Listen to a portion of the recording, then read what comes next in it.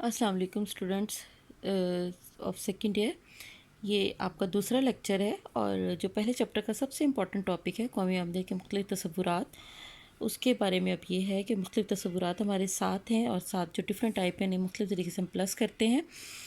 تو اس کے بارے میں آپ کو میں ڈیٹیل سے بتاؤں گی. سب سے پہلے ہے کہ خام قومی پیداوار یا مرکب قومی پیداوار.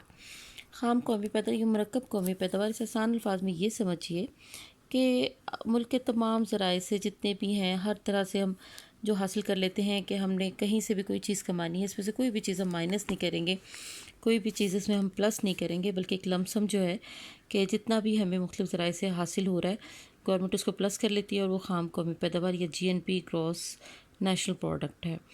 دوسرے آپ دیکھیں جو نمبر 2 میں آپ کو نظر آ رہا ہوگا وہ ہے نیٹ نیشنل پروڈکٹ.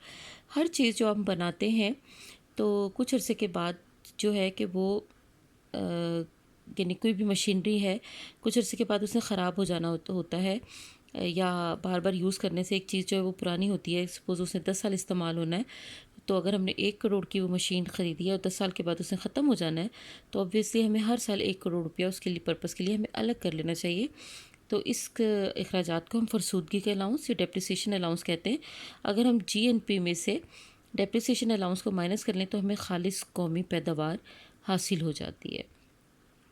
جو تھرڈ ون ہے وہ خام ملکی پیداوار ہے جسے ہم جی ڈی پی کہتے ہیں.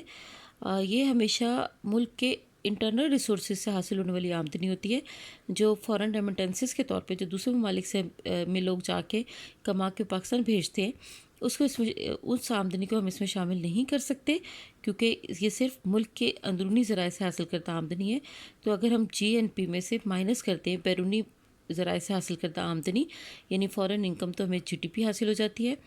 اور پھر آگے ہے کہ قومی آمدنی، اگر خالص قومی آمدنی میں سے ہم انڈائریکٹ ٹیکسز کو مائنس کر دیں کیونکہ گورنمنٹ وہ ٹیکس امپوز کرتی ہے، لیکن اس میں ہم نے سبسڈیز یعنی جو اعانے دیے جاتے ہیں گورنمنٹ کی طرف سے کسی بھی چیز کو قیمت کو کم رکھنے کے لیے، تو اس کو ہم پلس کریں گے اور ٹیکسز کو اس میں سے ہم مائنس کریں گے.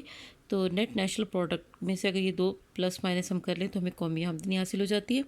یہ ان کے مین تھے.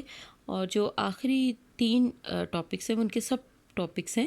اس میں سب سے پہلے شخصی آمدنی، ذاتی آمدنی.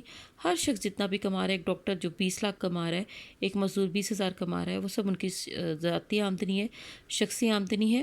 اور اسی کو تھوڑا سا آگے کر کے ایزی وے میں ایک ڈسپوزیبل پرسنل انکم جو ہے وہ ڈی پی آئی کے نام سے ہے، قابل تصرف شخصی آمدنی یا ذاتی آمدنی برائے استعمال. اوبویسلی جتنی بھی ہمیں آمدنی حاصل ہوتی ہے ہم وہ ساری خرچ نہیں کر سکتے، بلکہ ہمیں ٹیکس کے طور پہ کچھ نہ کچھ ادا کرنا پڑتا ہے. جو ٹیکس کے طور پہ ہمیں ادا کرنا پڑتا ہے اس کو ہم نکالتے ہیں اگر شخصی آمدنی میں سے، تو ہمیں قابل تصرف شخصی آمدنی حاصل ہو جاتی ہے. لاسٹ جو ہے وہ ہے فکس آمدنی.